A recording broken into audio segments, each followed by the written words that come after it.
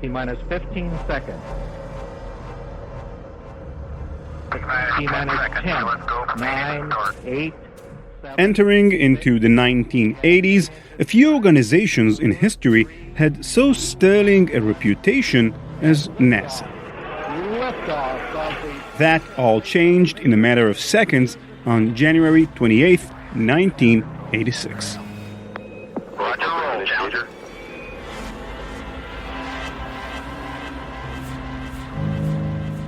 The Challenger shuttle launch was an historical event in the making. 2 years prior, President Ronald Reagan had introduced the Teacher in Space project, a proposal aimed at inspiring students, encouraging educators, and generating interest in the STEM fields by bringing teachers to space. Krista McAuliffe, a high school social studies teacher from New Hampshire, was the very first person awarded a spot. 17% of all Americans tuned in live to watch, many of them classes of school children. Per second. Altitude 4.3 nautical miles, downrange distance 3 nautical miles. And then, Flight controllers here looking very carefully at the situation. Obviously a major malfunction. in the aftermath, through investigations and hearings, it was revealed that the Challenger failure was a result not of random occurrence or lack of know-how. It was human oversight.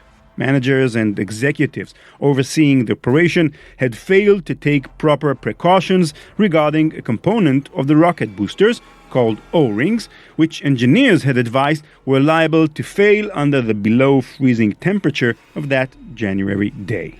They decided to push forward despite those warnings, and everybody aboard Challenger died when the aircraft exploded 73 seconds into its flight. We have a report from the flight dynamics officer that the vehicle has exploded. Flight director confirms that. We are looking at checking with the recovery forces to see what can be done at this point.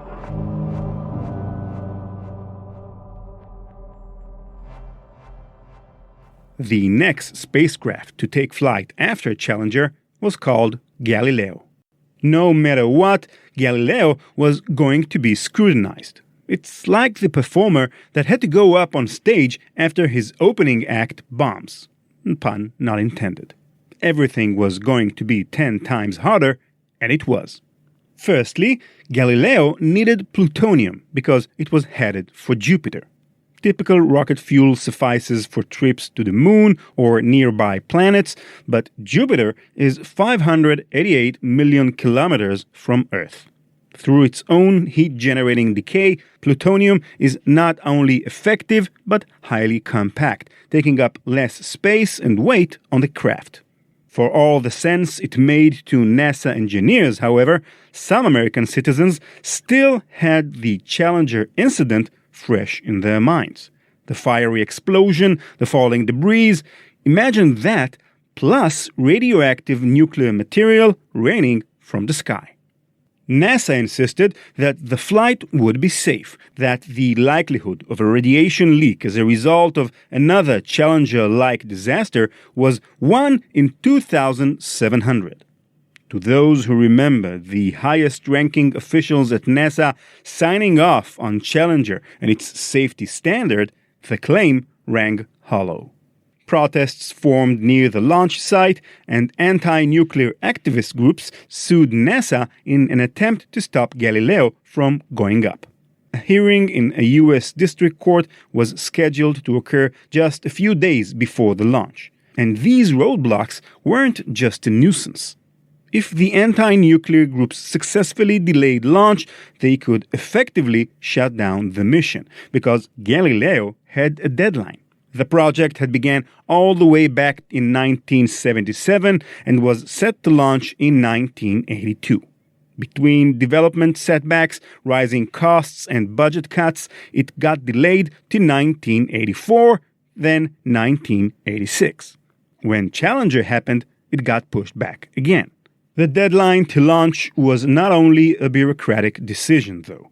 You see, in order to get to Jupiter, NASA's engineers had to get creative. Even an efficient fuel source like plutonium would run out far before reaching such a distance. So they had the idea to use the gravitational pull of planets as a kind of slingshot.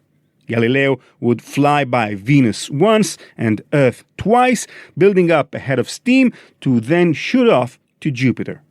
The plan was ingenious, but it required very precise conditions to line everything up just right, such that the trajectory of the spacecraft would align perfectly with the orbit of all three planets. It meant that Galileo had to be in air by latest November 19th, 1989. If it missed that date, it would have to wait at least another 19 months. 19 months, and likely over $100 million in expense for a project already 12 years in the making and over $1 billion over budget. There was no guarantee that Galileo would ever fly, if not now. This, as protests heated up, the court battle drew nearer, press started asking questions, and rain poured down in East Florida. NASA's employees were already sitting at their desks thinking, what else could possibly go wrong? You know what happens next. In part 1 of this double episode, I told you about the WANK worm, how it spread through NASA, the US Department of Energy, and other organizations throughout the Western world. How two system managers developed a program to beat the worm, how the hacker came back with an even stronger version, and how a Frenchman built the program that defeated it once and for all. That, it turns out, was only part of the story.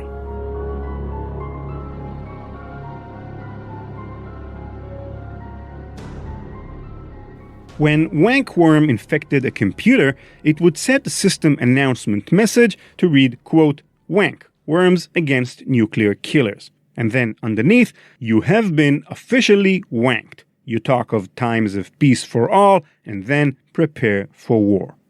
It was an utterly confusing message, even if you do know what the terms worm and wank means, which you can bet many NASA employees in 1989 did not.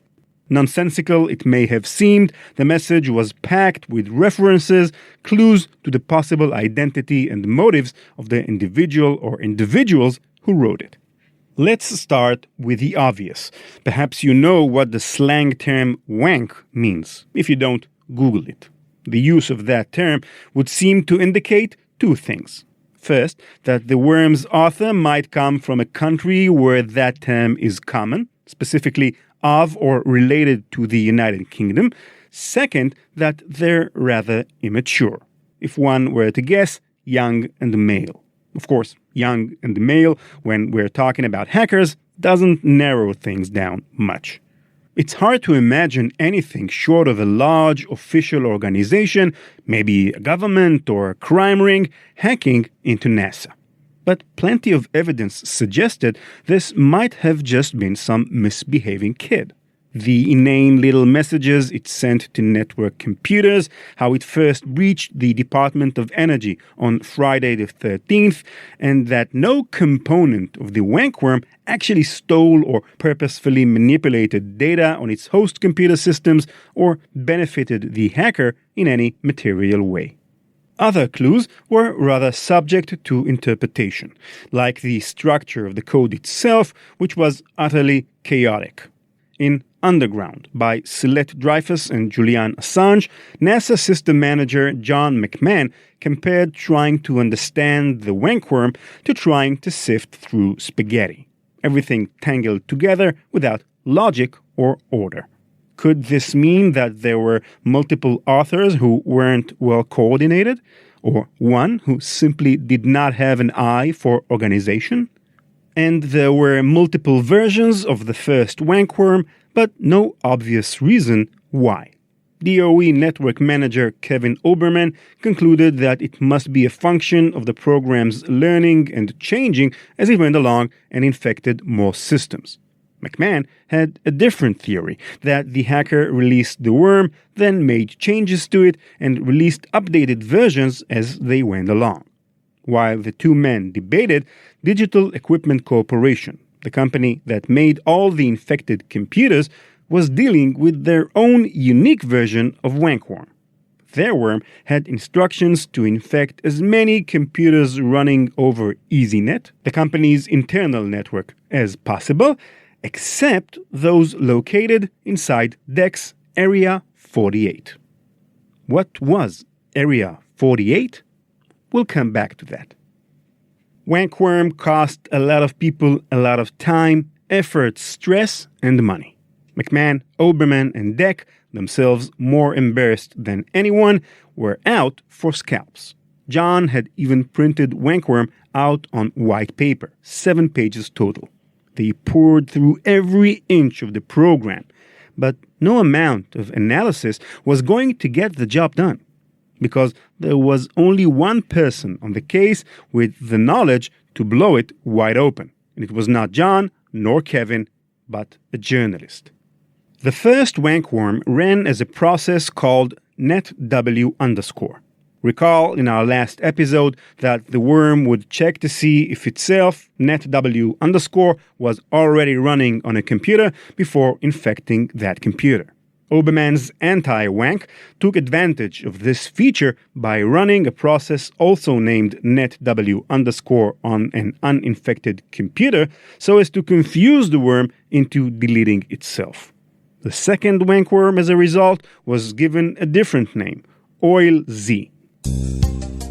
Everything about the WANK worm was confusing, so few people gave thought to what OilZ may have stood for, except one journalist covering the story, Celeste Dreyfus. Dreyfus may not have known as much about how to defeat a worm as John McMahon or Kevin Oberman, but she did have one incidental advantage, her nationality. Immediately she knew what OilZ meant, so she went home and rummaged through her CD collection, and boom! You talk of time of peace for all, and then prepare for war. 0 minutes, 26 seconds. Blossom and Blood by the Australian rock band Midnight Oil, also referred to by their fans as Oils, OilZ.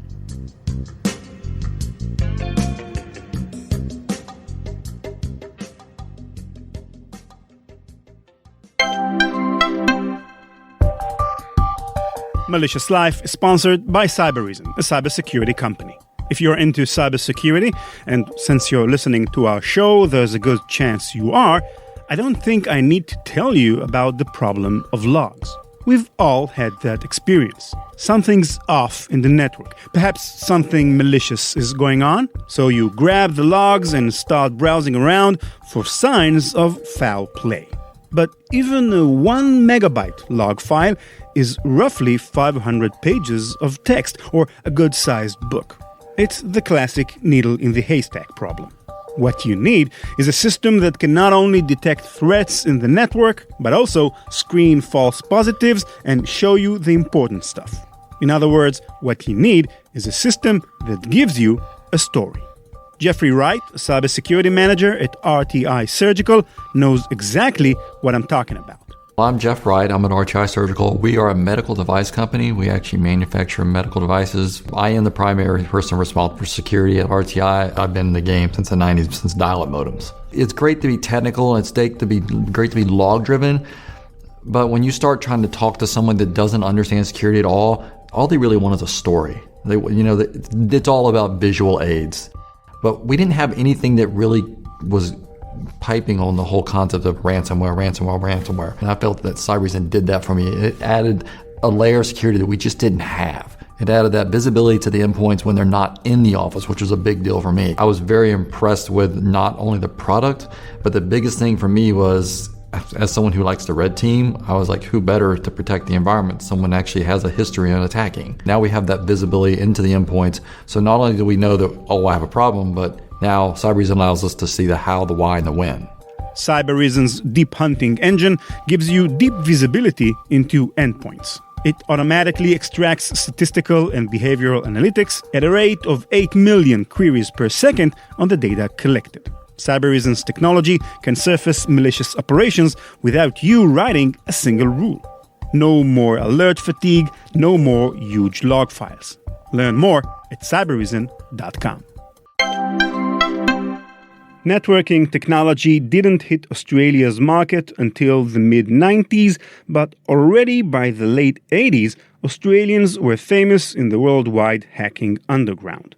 That fame rested largely on the reputation of one hacking collective, The Realm, and its two most revered members, codenamed Phoenix and Electron. Phoenix and Electron were digital assassins, breaching major companies, universities, governments, just for the game of it.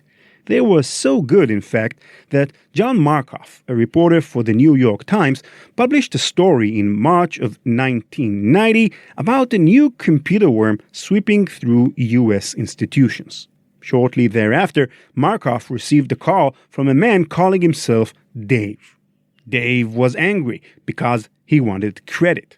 There was no worm. All those intrusions were him. It only looked like a worm because he was so good. He was breaking into so many networks so quickly that Markoff mistook the breaches as machine-made. Dave was a fake name. This was Phoenix, real name Nashon Even Haim. His call to John Markoff was brash, and if he could have seen into the future, the series of events precipitated by his actions, he likely wouldn't have picked up that phone and wouldn't have hacked all those universities. But he did, and he did. And you can understand why. He may have already, alongside Electron and other members of the realm, hacked major universities, corporations, and governments, but he was only 18 years old. 18-year-old boys like to brag. And Phoenix was especially hot-headed. Having grown up in a broken home, you could say he walked around with a chip on his shoulder, breaking into networks seemingly just so that he could boast about his accomplishments to other hackers online. Electron, too, found hacking when his family life spiraled out of control. His mother died when he was just a child, and his father, the first who introduced him to computers, developed cancer not long after. In 2003, inspired by Soulette Dreyfus's Underground, a documentary was made about Electron and Phoenix called In the Realm of the Hackers. In it, Electron, real name Richard Jones, recalls learning about his father's bowel cancer. Quote, "I can specifically remember thinking, computers don't get cancer," end quote. According to his own account, as the authority figures in his life passed away, he turned ever more obsessively to computers. So Phoenix and Electron were not so scary, but online they were. Despite not actually ever having met or shared their real names, they partnered up. Phoenix, the aggressor, with an expensive Commodore Amiga computer and its fastest modem speed, and Electron, more reserved, more talented, but working on a slower Commodore 64 and its 1541 disk drive. Other prominent members of the group included Force, a kind of elder statesman of the group, and Nam, real name David John Woodcock. For years, they operated over dial-up connections through the University of Melbourne's limited internet connection. With primitive machines, they were nonetheless able to crack universities from Wisconsin to Berkeley to Purdue. Individual university professors who wrote negatively of hackers, like Eugene Spafford, a previous guest of our show. They stole, but did not use or sell, thousands of credit cards from Citibank. They cracked the U.S. Department of Defense, NASA. Electron and Phoenix were hacking NASA while their classmates were taking driver's ed. And for a while, it worked, until one journalist discovered a reference to a rock band in a computer worm, and another received a call from someone claiming to have breached university across the United States. No longer were these Australians a fringe issue. Something had to be done.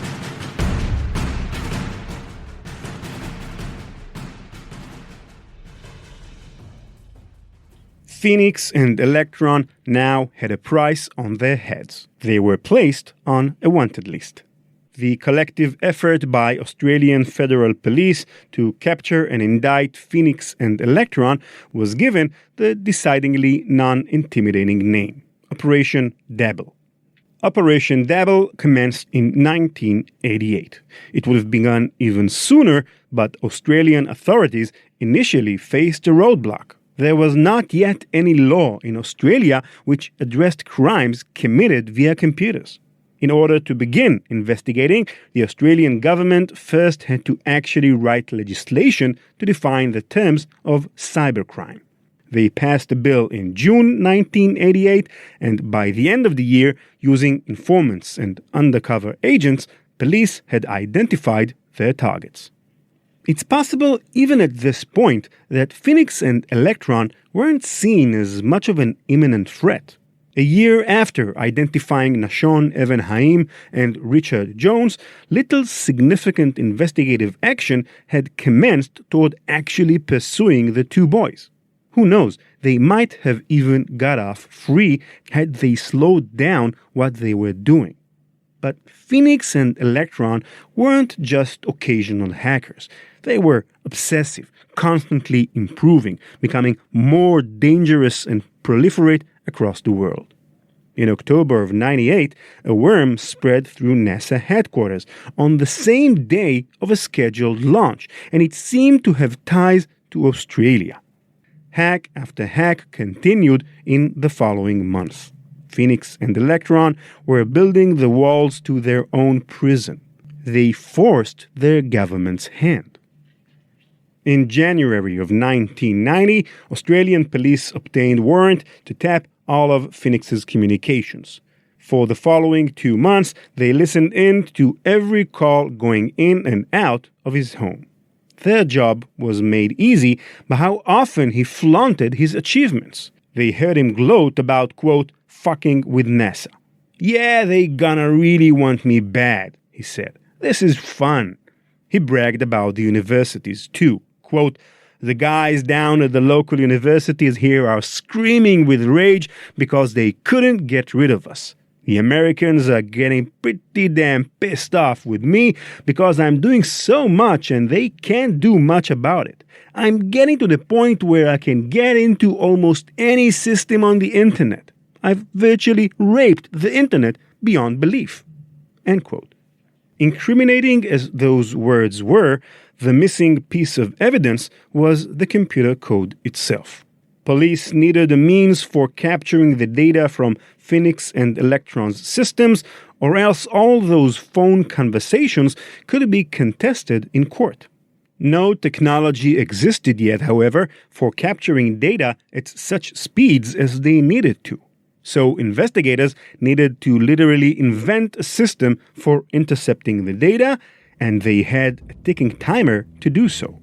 Because just as they were doing so, Phoenix and Electron had achieved their greatest and most dangerous breach yet.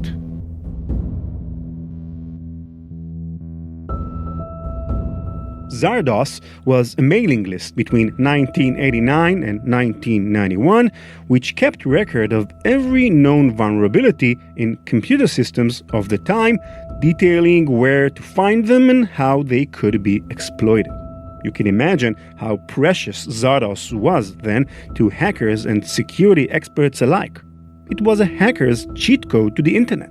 And after breaking into CSIRO, an Australian research institute, Electron got his hands on it. He shared it with Phoenix. You could argue at this point that temporarily, Phoenix and Electron were the two most powerful hackers on Earth. Even more frightening a prospect would be if Zardos made its way from the Australians out to other hackers. The effect of that would be difficult even to imagine. Coincidentally, however, the very same day Electron cracked Zardos, Australia's Federal Police made a breakthrough, implementing a communications intercept with high enough modem speeds to intercept all data entering and exiting from the computers of Phoenix and Electron. This would mark the first ever case in Australia, as well as the rest of the world, where police effectively gathered criminal evidence via remote tapping of computers. By the end of March 1990, the police finished their wiretaps, which meant that there was only one thing left to do. Richard Jones was peeing in the middle of the night when police broke into his home, held him down, and put him in handcuffs. At the same time, in two other locations in the Australia suburbs, police were arresting David John Woodcock and Nashon Evan Haim.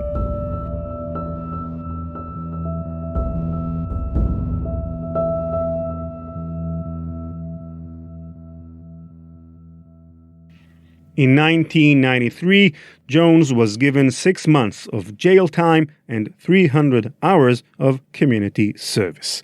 Evan Haim, 12 months, 500 hours. Some argued for greater sentences than that. Perhaps the judges took pity on the boys. After all, they were so young at the time. Observers noted that at their own son's court hearings, Phoenix's parents were outwardly fighting with one another. Electron, in awaiting his case, experienced the death of his father and drug addiction, culminating in a mental breakdown which required hospitalization. While Nashon and Richard both admitted to hacking into NASA, among many other targets, to this day we have no definitive proof that they were the creators of the WANK worm. Electron has outwardly denied it. They're really the only two suspects, the names that come up again and again in historical accounts, but nobody was able to produce that smoking gun.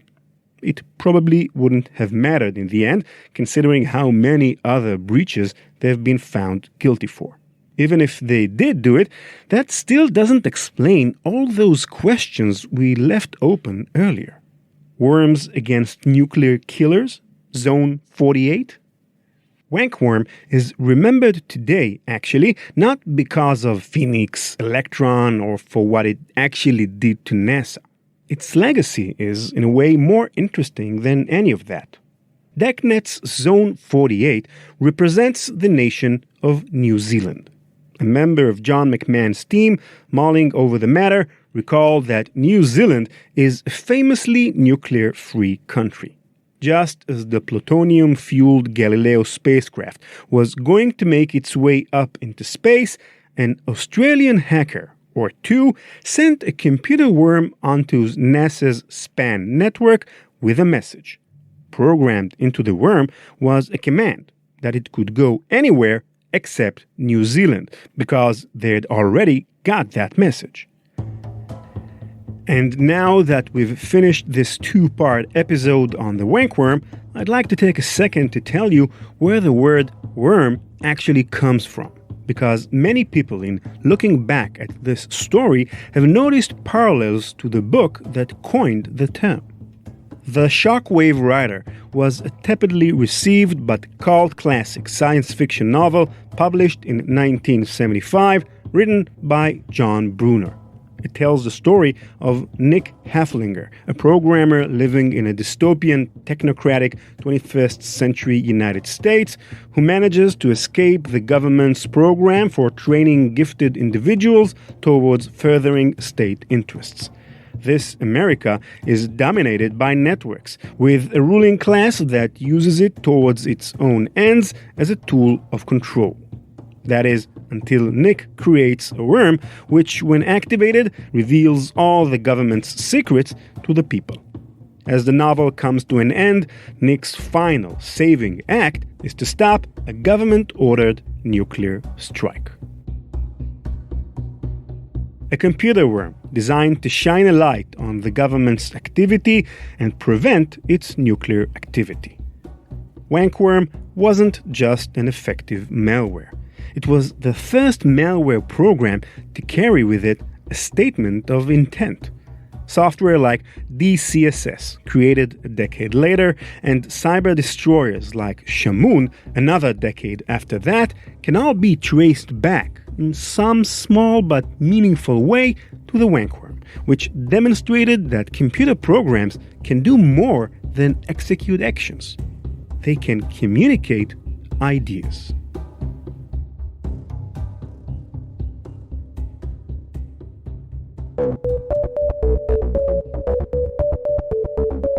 That's it for this episode. Stay with us for the last segment of our show, Malware Explorer, a conversation with a cyber reason researcher who will share with us an interesting malware. Malicious Life is available on CastBox, the most advanced and feature-rich podcast listening app out there. Find it on Android, iOS, CarPlay, and Android Auto. You can find me at @ranlevi, RANLEVI, on Twitter. ran@ranlevi.com is the email address, and you can also follow @malicious.life for future updates and new episodes. All past episodes and full transcripts are available on our website, malicious.life. Malicious Life is produced by PI Media. Thanks again to Cybereason for underwriting the podcast. Learn more at cybereason.com. And now, Malware Explorer. Enjoy. Hello and welcome to our Malware Explorer segment of our show, where we talk with Cybereason's researchers about some of their latest findings and try to dig deep into the malware they analyzed to understand trends and techniques in the cybersecurity world. And today we have Noah Pinkas. Hi, Noah. Hi, Ron. You're an EMEA SOC manager, so let me break up this long title. EMEA, Europe, Middle East, and Africa. SOC is Global Security Operations Center, and you're the manager of that team. So thank you for being with us today, and we're here to discuss a very, very sophisticated attack named Imitate. So first thing first, describe for us in general terms the outline of the Imitate triple attack. Okay, so I will say that it's a sophisticated attack that used the Imitate banking Trojan. The sophisticated part is that there was a use of this specific banking Trojan to deliver additional malwares in order to ransom at the end. It's starting from a phishing campaign using email, a spear phishing campaign that downloaded the Imitate malware using Powershell.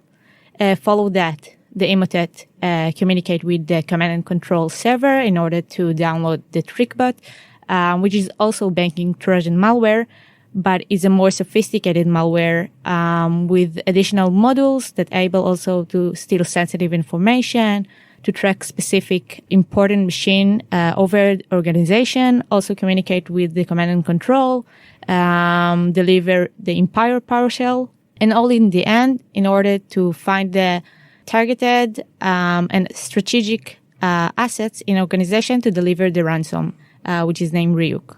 So that's why we called it a triple attack. It's actually a combination of, we said, Imitate at the beginning, then TrickBot, which also delivers what is called an Empire attack. We'll talk about this in a bit.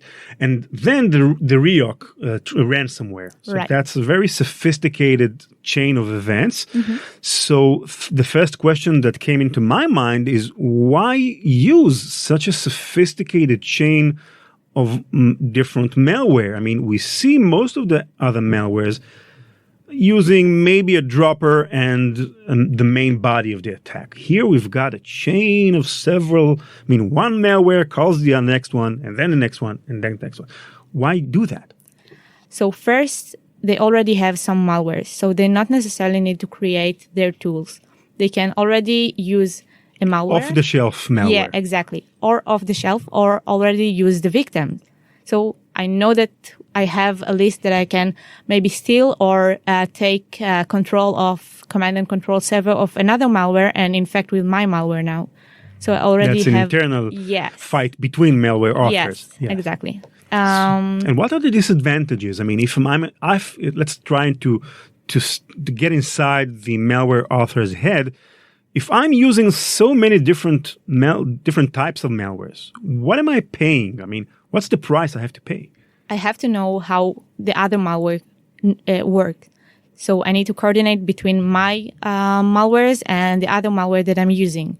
Also, if I'm depending on other attacker command and control servers or tool, he might change them, he might shut them down, and then my operation is at risk. Yes. So the malware author in this case is probably a sophisticated professional, I'm guessing. It's someone with lots of knowledge. Yes. Probably. Interesting. And in this attack, we see heavy usage of PowerShell. Now, PowerShell, if you're not familiar, some of our listeners might not be familiar, is a kind of, let's say, a command line interface for Windows computers. But why is it so useful for attackers? Okay, so PowerShell, as you mentioned, is automated and configuration management framework. It's existing and default installed on every Windows OS 7 and above. So the attacker already have his tool on the machine. He don't need to weaponize himself. He already have everything he need. And another nice thing that PowerShell had is interaction with the Windows 32 APIs. So basically, an attacker can do a lot of things and interact with the OS system.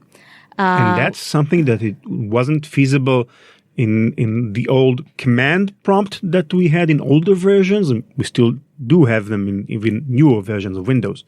Is it less? I mean, is the command prompt less powerful than PowerShell?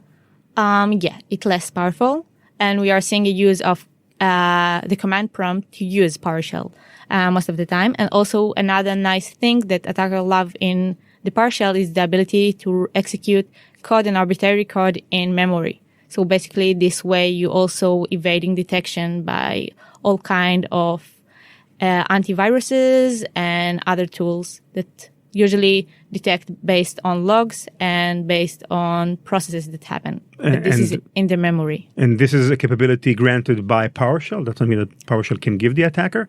Yes. It's executing Yes. memory, inside memory. Right. Yeah. Okay.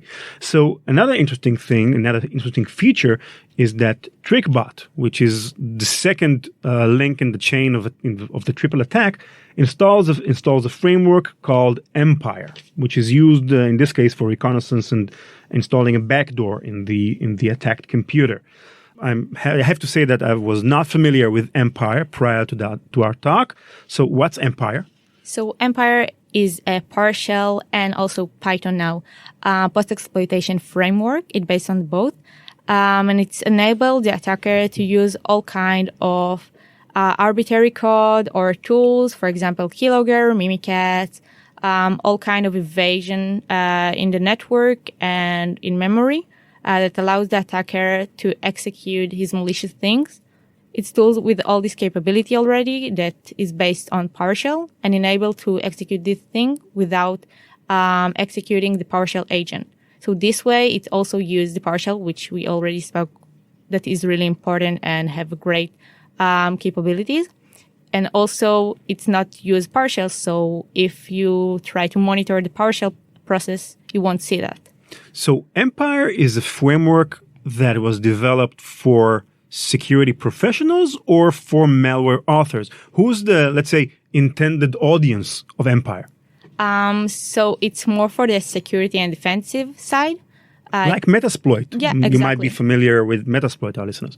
Exactly. But as we see, whenever there is a PD or a post-exploitation tool that is aimed for the defensive side, always the attacker will use it. Does that framework include any kind of tools or verification steps to perhaps help prevent such abuse of the tool? No. It's a double-bladed sword is best. Okay, thank you very much, Noah. It's been very interesting, especially, I think, for users who might be interested in learning more about PowerShell, which, from what I'm seeing, is getting to be a more prominent vector of attacks each passing year. Very interesting. Thank you very much. Thank you. CK music.